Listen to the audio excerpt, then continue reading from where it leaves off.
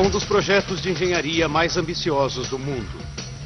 Uma hidrelétrica imensa, gerando mais quilowatts do que qualquer outra no planeta. Para construí-la, o curso do poderoso rio sul-americano teve de ser bloqueado. Milhares de hectares da preciosa natureza local e dezenas de milhares de lares desaparecerão em uma imensa inundação. 40 mil trabalhadores deverão lutar contra as forças da natureza, temperaturas altíssimas e a constante ameaça das enchentes assassinas. Por trás disso tudo, a possibilidade de uma catástrofe. Construir a usina de Itaipu levará 7 duros anos e essa gigantesca busca por energia exigirá um preço devastador.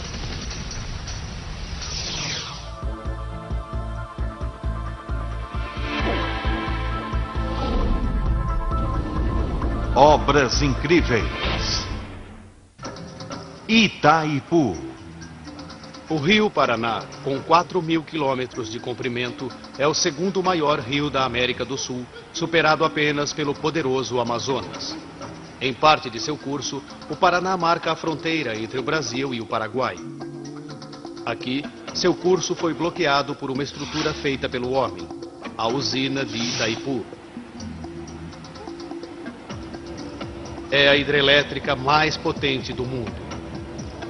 Ela gera 90 mil gigawatts todos os anos, o suficiente para alimentar a cidade de Londres por 3 anos. Com 7 quilômetros de comprimento, ela é 2,5 vezes mais longa do que a ponte americana Golden Gate. E sua altura equivale a um prédio de 65 andares. A usina sustenta um volume de água equivalente a 400 vezes o tamanho do Central Park de Nova York. Água que avança pela usina em forma de uma gigantesca cascata feita pelo homem para produzir eletricidade. Foi preciso um exército de 40 mil homens e 20 bilhões de dólares para construir essa monstruosa estrutura, quase 50 vezes o custo da hidrelétrica Hoover. O italiano Piero Sembenelli foi um dos engenheiros na construção da usina. Não imaginávamos o quanto esse projeto seria difícil. A usina está localizada em um dos locais mais remotos do mundo. Mas por que o projeto mais ambicioso do mundo de uma usina hidrelétrica foi realizado aqui?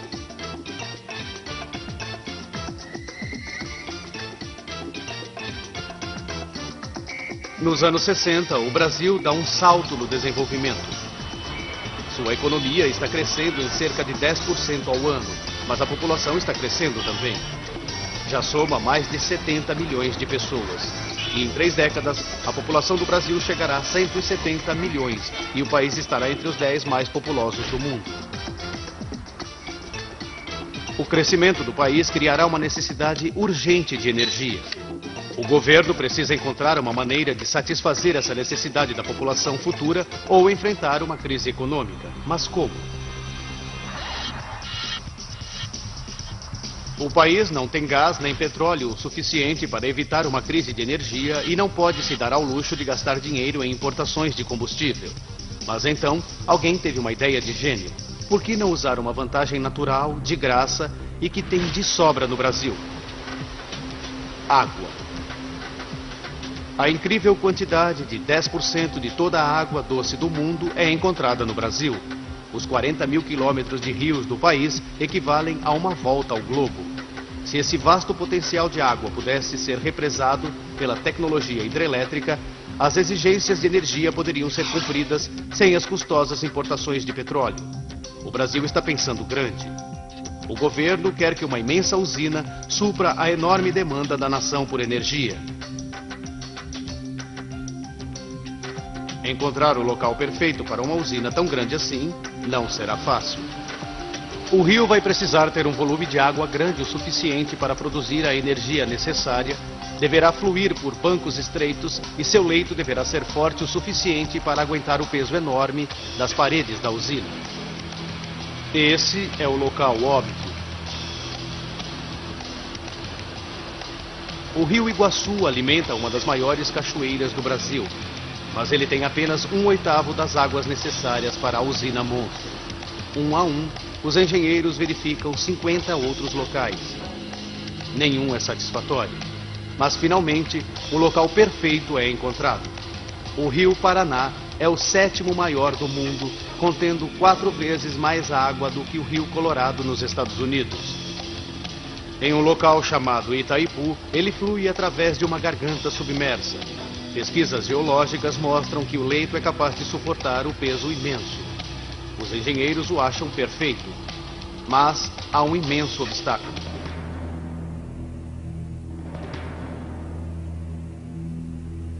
A garganta fica bem na fronteira entre o Brasil e seu antigo inimigo do século XIX, o Paraguai. Os dois países travaram uma amarga batalha. O Paraguai perdeu metade de seu território, metade de sua população foi morta. Mesmo 100 anos depois, ainda há falta de confiança entre os dois países. 1966. Complexas negociações começam entre os dois países. O projeto da usina fica suspenso por 7 anos. Mas no final, a sedução do vasto suprimento de energia prova-se irresistível. No dia 26 de abril de 1973, Brasil e Paraguai finalmente assinam um tratado. A usina de Itaipu obtém luz verde. Se tudo correr de acordo com o plano, ela irá superar alguns dos maiores projetos de usinas do mundo. Será 18 vezes mais longa do que a poderosa usina de Hoover e 9 vezes mais pesada. E o mais importante é que produzirá 6 vezes mais eletricidade. Porém, a usina hidrelétrica mais poderosa do mundo exigirá sacrifícios. Bloquear o rio Paraná criará um enorme reservatório necessário para alimentar as turbinas da hidrelétrica e também inundará o vale do rio com 100 metros de água. Uma vasta área de terras produtivas e florestas deverá ser inundada para alimentar a usina monstro.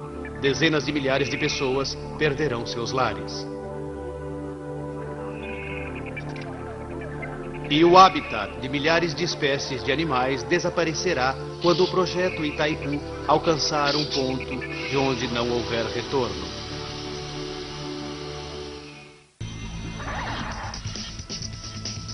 Maio de 1975. Dois antigos inimigos, Brasil e Paraguai, assinam um pacto histórico. Começa a construção da maior usina hidrelétrica do mundo. Ela irá represar o poderoso rio Paraná. O objetivo? Fartura de energia para ambos os países. O orçamento de 20 bilhões de dólares foi fornecido pelo governo brasileiro e por investidores estrangeiros. Os engenheiros encontraram um lugar no rio perfeito para a construção da usina. Para construí-la, eles primeiro precisarão desviar o curso do rio Paraná, que existe há milhares de anos, e redirecioná-lo. Um canal gigante de desvio deverá ser escavado nas pedras do leito do rio. Seu objetivo é desviar temporariamente o rio do local de construção da usina. Com 2 quilômetros de comprimento e 8 metros de profundidade, será o maior canal de desvio já feito. Mas se ele falhar e não desviar o rio corretamente, todo o projeto estará condenado. Piero Sembinelli é o engenheiro encarregado de construir o canal. Foi uma luta e tanto. O desvio do Paraná foi o mais difícil já tentado.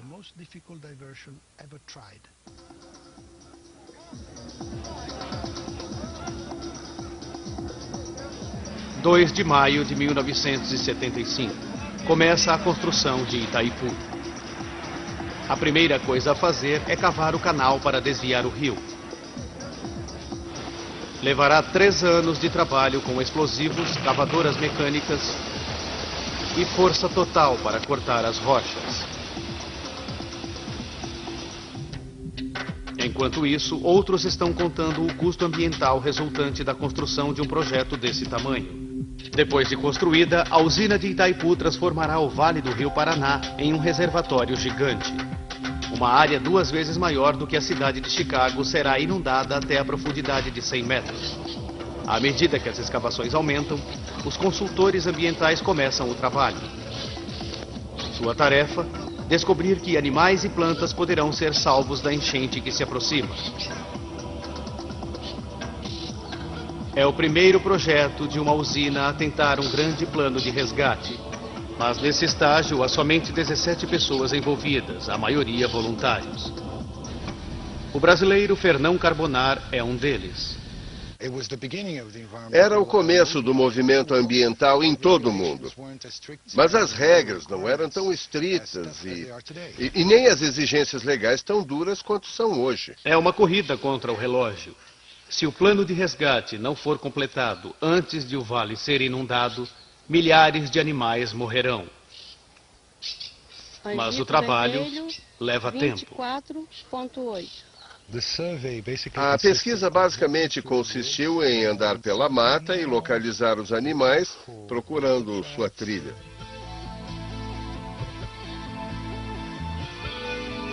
Mas além dos animais, as pessoas que vivem aqui, cerca de 40 mil vilarejos inteiros e pequenas fazendas, alguns desses, lares de famílias há várias gerações, serão perdidos para sempre sob a inundação.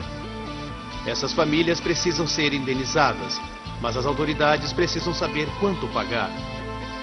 Será uma das maiores avaliações imobiliárias do mundo e levará 4 anos para terminar. Primeiro, a área toda é fotografada do alto para a pesquisa dos lares e fazendas. Mas isso não fornece informação o suficiente para calcular a indenização. Para conseguir mais detalhes, eles vão precisar mandar um exército de fotógrafos a pé para fotografar cada metro quadrado do Vale do Paraná. Esses homens e mulheres estão em uma missão. Têm que fazer uma avaliação precisa de cada casa e da terra ao redor dela. Tudo é registrado e fotografado. Alberto Frice avalia centenas de casas. Mediam-se as casas, descreviam-se as casas, fotografavam uma por uma. Podia ser um banquinho que era fotografado, uma boa casa era... Enquanto o processo de avaliação leva uma eternidade, a escavação para o canal de desvio está dentro do tempo previsto. 3 anos depois das escavações terem começado, os engenheiros estão prontos para demolir as paredes de concreto do canal e deixar o grande rio Paraná inundá-lo.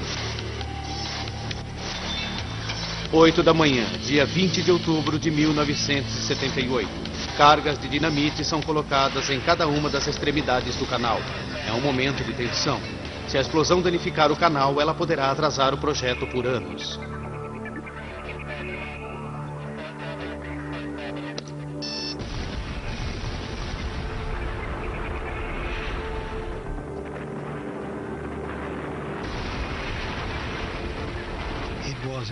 Foi um momento fantástico, incrível. A explosão parecia fogos de artifício.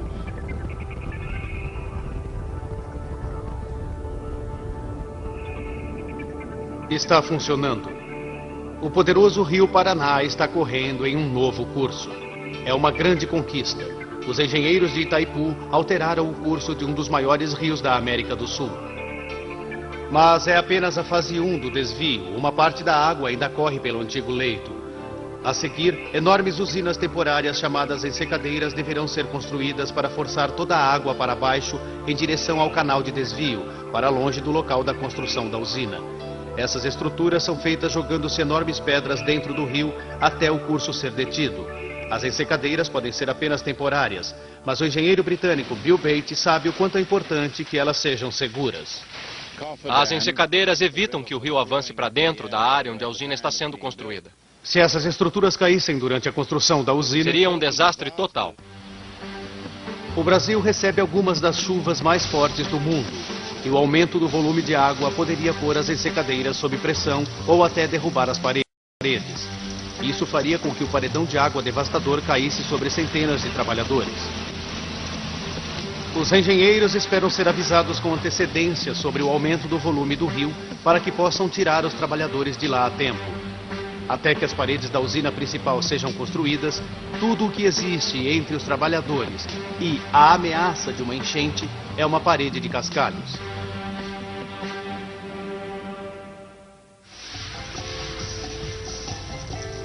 Agora que o Rio Paraná foi completamente desviado, o trabalho mais difícil, ou seja, a construção das enormes paredes da usina de Itaipu, pode começar. Uma usina hidrelétrica trabalha jogando água dentro de turbinas, fazendo-as girar a grandes velocidades para criar eletricidade. Quanto mais alta a usina, maior a queda da água e mais força é produzida. Os engenheiros de Itaipu sabem que a água na usina tem que cair de 100 metros para produzir a quantidade recorde prometida de energia. Mas o leito do rio só tem 50 metros de profundidade. A solução? Construir uma série de usinas secundárias. E isto aumentará a altura da usina principal central de concreto e a fará alta o suficiente para realizar esse trabalho. Isso significa alongar a estrutura da usina por 7 quilômetros vale adentro. Outono de 1975. O trabalho de construção das usinas secundárias começa. Enquanto isso, a avaliação das casas, fazendas e terras no Vale do Rio, que serão cobertos pelas águas, se completa. As autoridades brasileiras e paraguaias sabem que antes de inundar a área vão precisar comprar cerca de 8.500 casas e fazendas. O custo? $500 bilhão no dinheiro de hoje. Isso está no topo dos $20 milhões do custo da usina propriamente dita. As ofertas de indenização estão sendo apressadas. A maioria das pessoas aceitou, mas algumas apresentaram queixas legais. Porém, os engenheiros estão mais preocupados em manter a construção das usinas secundárias dentro do prazo. Eles precisam desesperadamente de mais trabalhadores, um exército deles. O Vale do Rio Paraná é pouco habitado e remoto. Uma das poucas cidades, Foz do Iguaçu, é uma cidade pequena na fronteira. A cidade grande mais próxima é São Paulo, a 1.000 quilômetros de distância. Os gerentes do projeto devem coreografar uma enorme migração de trabalhadores para dentro da área. Eles chegam às dezenas de milhares de todas as regiões do Brasil. Tudo o que uma grande cidade precisa, desde escola e hospitais até igrejas e jardins de infância, precisam ser construídos. Novas casas são construídas só para abrigar os novos trabalhadores. Há um aumento intenso nas linhas de produção de alimento para alimentar o sempre crescente número de trabalhadores. A cidade de Foz do Iguaçu está crescendo a uma taxa inacreditável. Estamos falando de um movimento para dentro de uma cidadezinha de cerca de 30 mil trabalhadores. O que antes era uma cidade pequena torna-se uma cidade com um movimento inacreditável, praticamente da noite para o dia.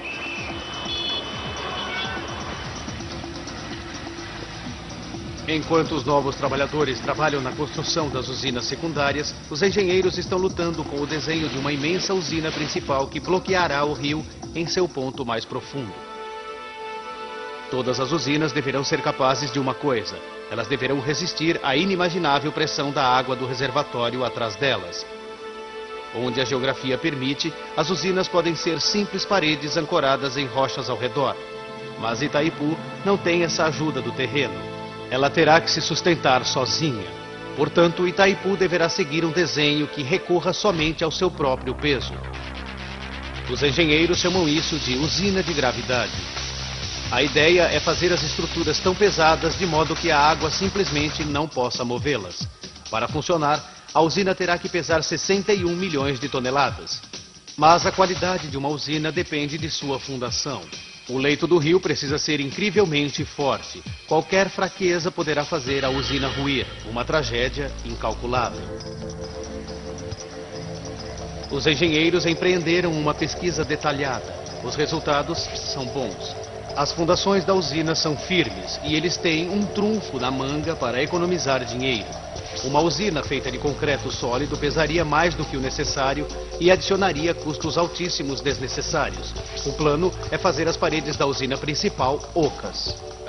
Desde que tenha peso suficiente, ela resistirá à pressão da água, o que não significa que ela seja absolutamente sólida. Ela pode ser oca e ainda assim resistir à pressão da água. Construir a usina oca significa que sua base pode ser ainda mais larga com a mesma quantidade de concreto.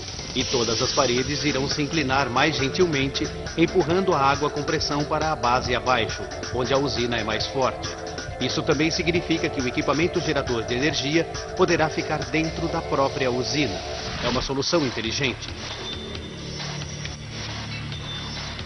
Junho de 1979. Os preparativos para a usina principal estão dentro do prazo previsto e os gerentes estão determinados a continuar assim.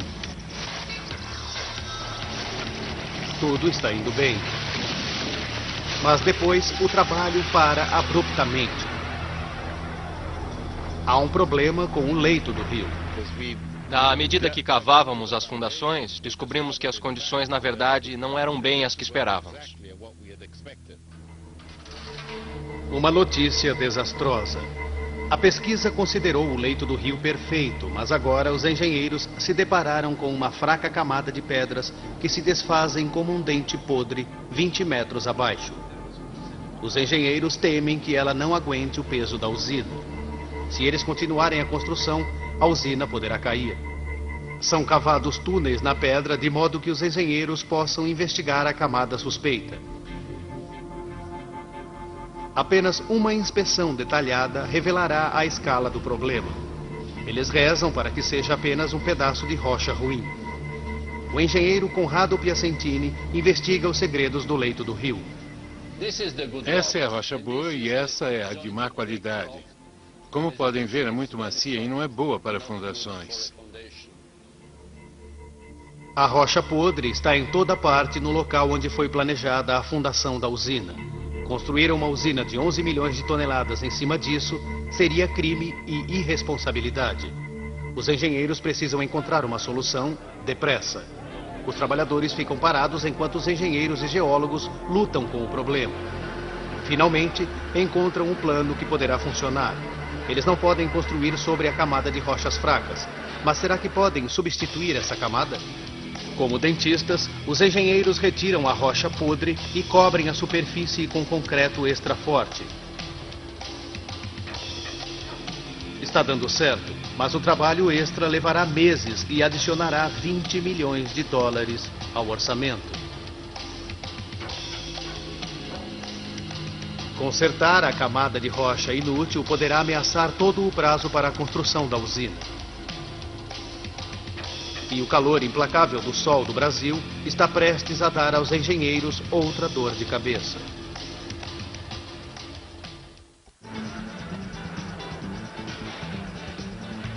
Maio de 1982. Os 40 mil homens que estão trabalhando na construção da usina de Itaipu, no coração da América do Sul, têm sido atormentados com um problema possivelmente catastrófico. O leito imperfeito do rio por baixo da fundação pode fazer a imensamente pesada estrutura ruir. Em risco está o suprimento de energia para as futuras gerações brasileiras. Os engenheiros acharam uma solução que parece estar funcionando. Como um dente podre, a camada de pedras fracas embaixo do local da construção da usina está sendo retirada e o local está sendo preenchido com uma camada extra de concreto de modo que aguente o peso da usina. Ao mesmo tempo, o trabalho nas paredes da usina central continua.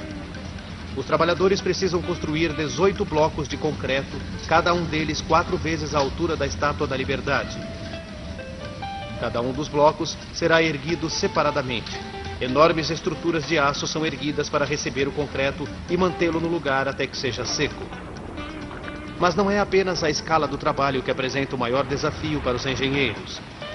Se eles derramarem essa quantidade de concreto da maneira como sempre se faz, não vai funcionar adequadamente. Quando o concreto seca, ele reage com a água criando calor. Em blocos menores de concreto, a temperatura central resfria e assenta relativamente rápido.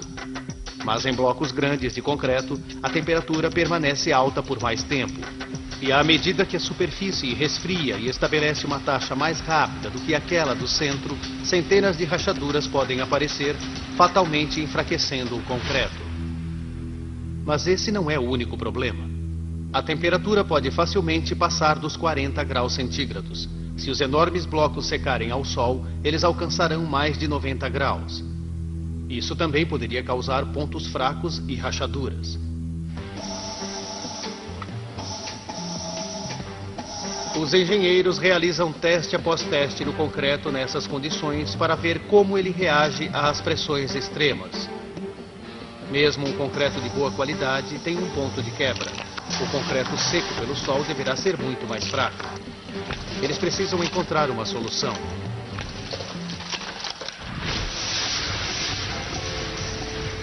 Os engenheiros vêm lutando com o problema do concreto. Sua resposta? Refrigeração, em uma vasta escala. 2 enormes usinas de resfriamento resfriarão cada centímetro do concreto. O engenheiro Adalberto Cheno relembra a cena. A pedra foi lavada com água gelada e depois recebeu ar frio. Usando um grande número de pedaços de gelo, pudemos produzir um concreto com uma temperatura de apenas 4 graus. E pelo fato de termos um sistema de transporte eficiente, o concreto só chegou a 7 graus quando estava sendo posto nos moldes.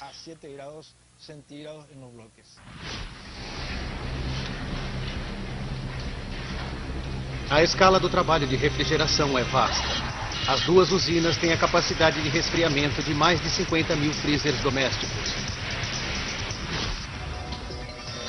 Em junho de 82, a corrida é para permanecer no prazo para a finalização da usina, que é de apenas 3 meses. 7 grandes caminhos aéreos de cabo agora alimentam a fome insaciável da usina por concreto, partindo de 6 enormes usinas de produção. Esse cimento estava sendo trazido de milhares de quilômetros. De uma só vez, alguma coisa como 140 toneladas de cimento chegava a cada 20 minutos.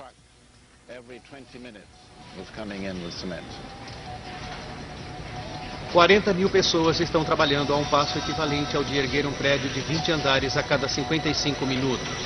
À medida que o projeto se aproxima do fim, a velocidade do trabalho aumenta ferozmente. Adalberto Cheno era o responsável pelo horário de trabalho. Durante a construção da usina, tivemos prazos restritos. Trabalhamos em 2 turnos de 12 horas cada, quase 360 dias por ano.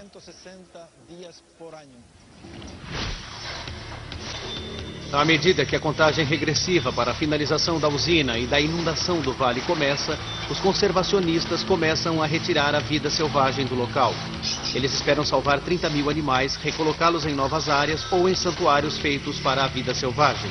A equipe de resgate sabe que é uma corrida contra o tempo para tentar salvar o maior número de animais possível antes da enchente. Ao mesmo tempo, a imensa tarefa de recolocar mais de 8.500 famílias está acontecendo.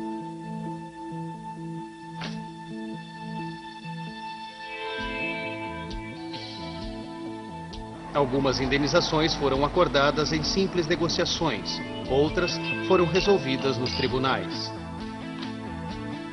Algumas famílias receberam dinheiro, outras receberão propriedades similares e terras em outra localidade. Algumas dessas famílias viveram no Vale do Paraná por várias gerações.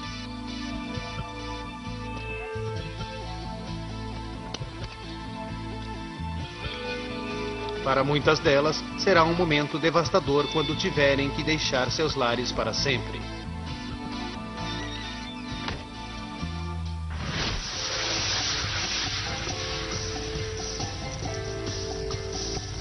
A trilha de 7 quilômetros da usina finalmente está completa. Itaipu assume seu lugar como uma das usinas mais longas e impressionantes do mundo. Mas o próximo passo é absolutamente crítico. Os engenheiros agora fecharão o canal que desvia o rio Paraná. O rio fluirá então devagar por todo o vale, criando um vasto reservatório que irá alimentar a usina e suas turbinas geradoras de energia.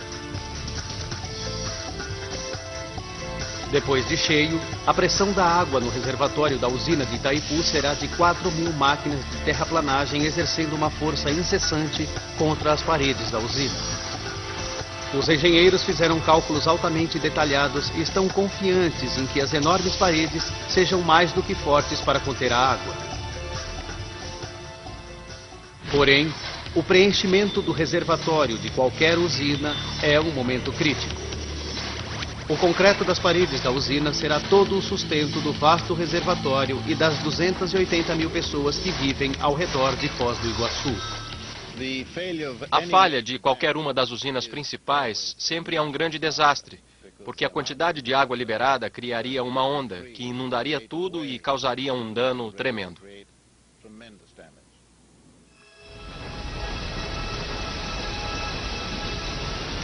Se as paredes de Itaipu ruíssem, a onda gerada seria muito maior do que a maior enchente que o Brasil já viu. Um corpo de água do tamanho de uma cidade destruiria todo o Vale do Paraná. A onda alcançaria a velocidade de 50 km por hora e demoliria tudo em seu caminho, com exceção dos prédios mais firmes. O número de mortos dependeria de as pessoas que vivem no vale terem algum aviso da enchente. Dia 3 de junho de 1976, a usina de Teton, em Idaho, Estados Unidos, está sendo cheia pela primeira vez. Os engenheiros localizaram uma rachadura nas paredes e tentaram consertar. Eles falharam. 2 dias depois, a terça parte do lado ocidental da usina simplesmente se desintegrou. Os engenheiros culparam a erosão na base feita de terra e pedras da usina. Ninguém havia avisado os moradores locais. O colapso da usina de Teton causou centenas de milhares de dólares de danos às propriedades, ao gado e às colheitas. Mas, por milagre, somente 14 pessoas morreram.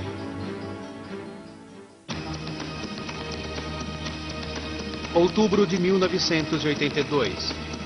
Passaram-se 7 anos desde que a construção começou. É o grande dia. Os enormes portões do canal de desvio são fechados. O rio Paraná flui mais uma vez em seu curso original. Ele transborda sobre as ensecadeiras e vai para o reservatório. Seja lá o que acontecer, não há como deter a água agora. À medida em que a água sobe, mais e mais pressão é exercida contra as enormes paredes de concreto. Levará 14 dias para que o reservatório encha totalmente seus 100 metros de profundidade. Todos foram tirados da área da enchente. Mas alguns ficam para ver seus lares desaparecerem embaixo da água.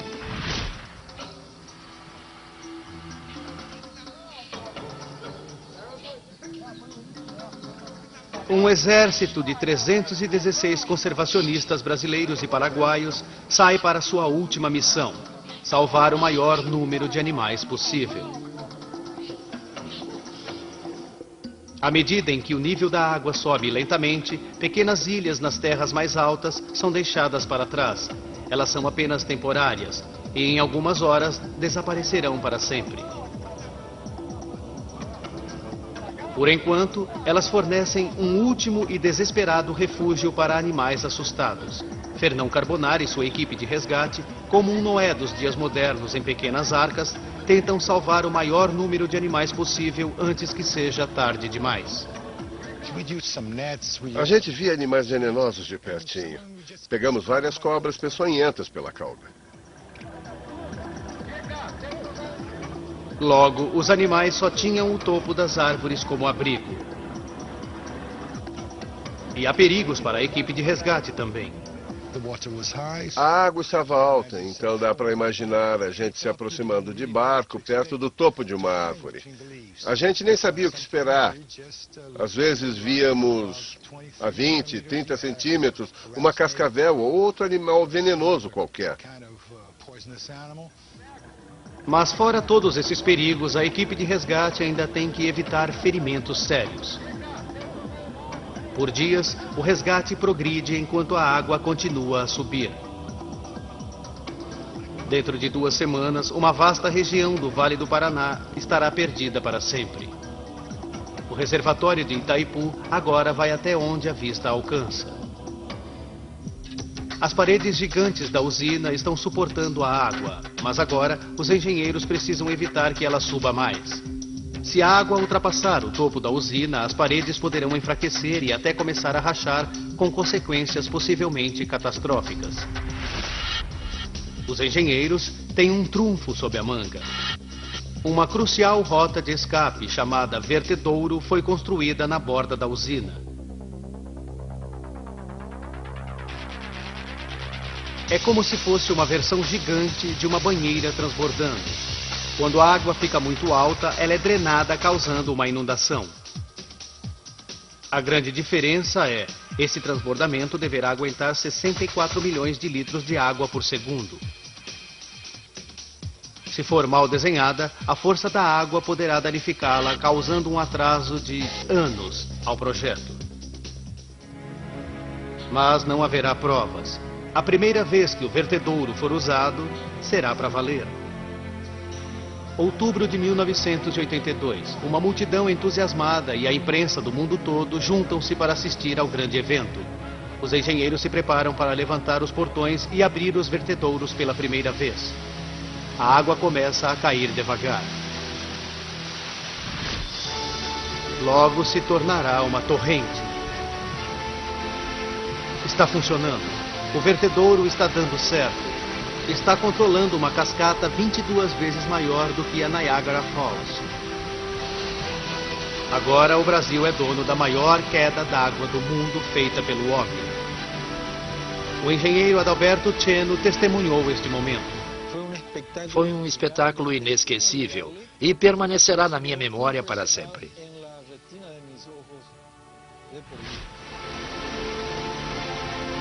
Os engenheiros estão aliviados e felizes por enquanto, mas as preocupações com o vertedouro ainda não acabaram. O vertedouro está conseguindo lidar com o volume de água, mas eles sabem que toda aquela água forçando a parte de baixo poderá afetar a usina propriamente dita.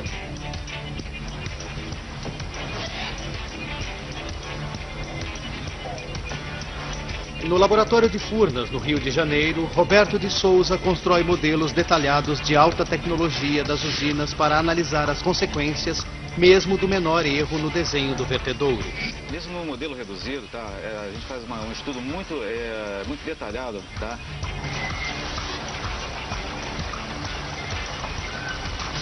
Dos efeitos da queda d'água, da energia que ela pode prejudicar a própria estrutura, tá? Quando a água atinge a parte final do vertedouro, ela cai embaixo da usina com uma força imensa, revolvendo o rio. Essa energia tem que ser dissipada usando uma curva para cima como uma pista para saltos de esqui que força a água para o ar, reduzindo sua força. A dissipação de energia é tão importante que, vamos dizer assim, um projeto bem feito, ele pode evitar danos à própria estrutura, tá? Como ao terreno ajusante. Os engenheiros recorrem a modelos de escala para conseguir um ângulo exato, como em uma pista para saltos com esqui. Mas se eles calcularem mal, a água voltará por cima de si mesma e poderá danificar seriamente o leito do rio. E se o processo continuar por anos, ele poderá causar uma erosão na fundação da usina. Os engenheiros de Itaipu calcularam que haverá alguma erosão, mas não o suficiente para causar danos sérios. Tudo o que eles podem fazer por enquanto é continuar verificando o leito do rio e ter esperanças. Se der alguma coisa errada, a estrutura da usina em si poderá estar em perigo.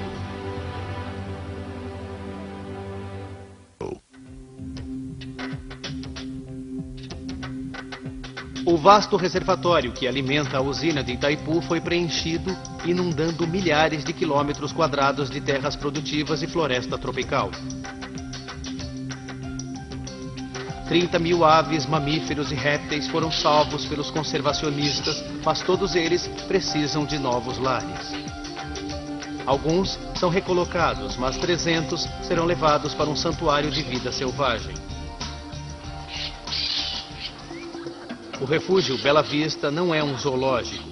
As espécies ameaçadas que foram salvas se reproduzirão aqui e acabarão voltando para a natureza um dia. Bela Vista é também um dos primeiros centros voltados para educar os habitantes locais sobre a vida selvagem que existe perto deles. 700 quilômetros quadrados de floresta são perdidos na inundação do vale. Mas milhares de novas árvores são plantadas ao redor da borda do reservatório.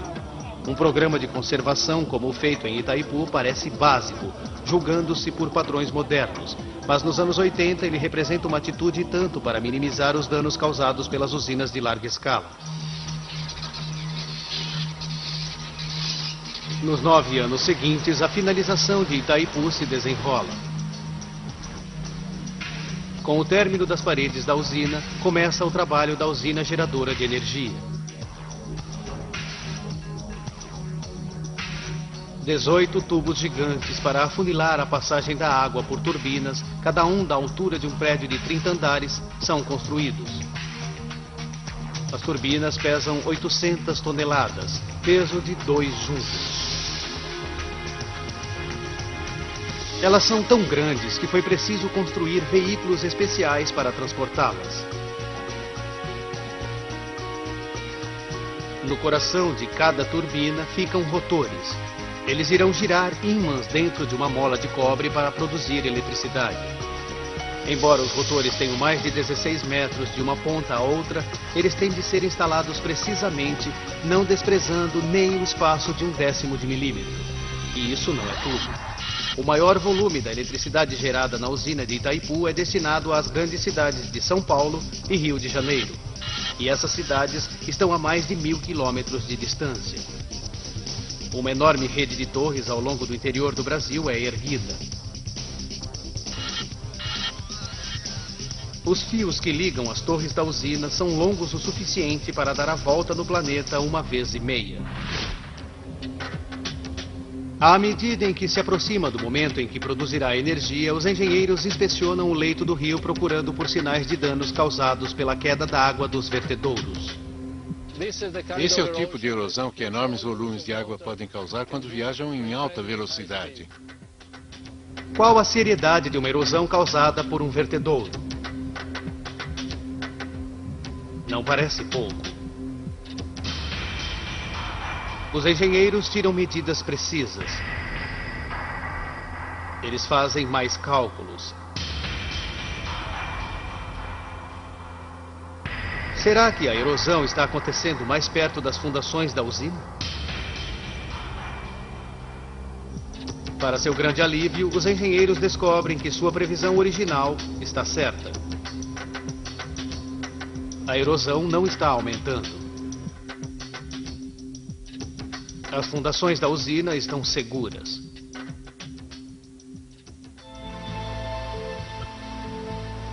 Itaipu está perto de ser completada. Os trabalhadores não param. Mas o maior projeto de engenharia da América do Sul foi feito à custa de grandes sacrifícios humanos. Os registros não são precisos, mas estima-se que cerca de 145 pessoas perderam a vida em acidentes enquanto participavam da construção de Itaipu.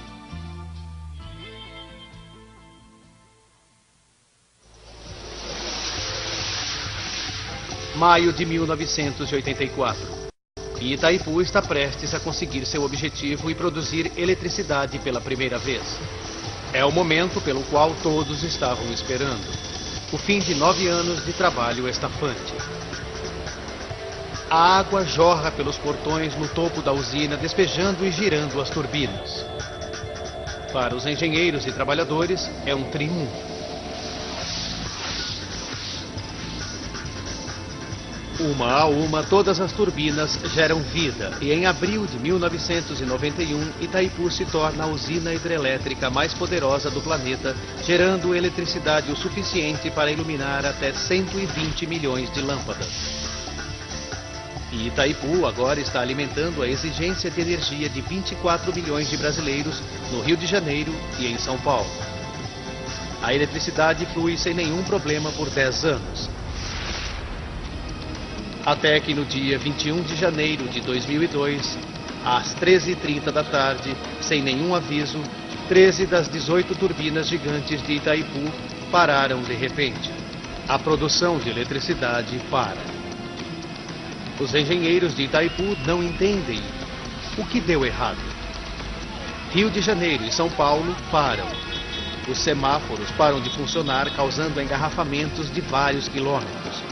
O sistema de metrô também para. Pessoas ficam presas em elevadores, escritórios, casas, fábricas. Fica tudo no escuro. O que está causando esta falha? José Ricardo da Silveira está a cargo da eletricidade. Todos os geradores e todo o sistema de transmissão para o Brasil. No momento, não sabíamos exatamente o que havia acontecido. Depois de várias investigações, os engenheiros elétricos finalmente descobriram o problema. Uma torre havia caído. O sistema de transmissão não pôde aguentar o nível de energia que Itaipu estava gerando. Ele afetou a estrutura que desliga o sistema que gera energia na poderosa usina. O resultado disso? 12 bilhões de dólares são gastos para melhorar o sistema de transmissão e evitar futuros blackouts. As cidades brasileiras, em apenas uma tarde, tomam conhecimento de como dependem da eletricidade de Itaipu. 20 anos se passaram e Itaipu permanece uma conquista extraordinária. E foi recentemente votada pelos engenheiros como uma das 7 maravilhas do mundo moderno. Hoje, 90% da energia do Brasil são gerados por usinas hidrelétricas. Usinas como essa ajudaram as cidades e indústrias brasileiras a crescer e levar eletricidade para pessoas que vivem em áreas remotas do país. Mas a total confiança no poder da água teve um preço. Nos últimos anos, a menor quantidade de chuva reduziu o poder das usinas, forçando cortes e racionamentos de energia. E em todo o mundo, há uma crescente consciência da ameaça ambiental que as usinas hidrelétricas podem causar. Em Itaipu, árvores mortas servem como um forte lembrete de que o vale se foi para sempre. E esse foi o enorme preço que os brasileiros pagaram por sua busca pelo poder.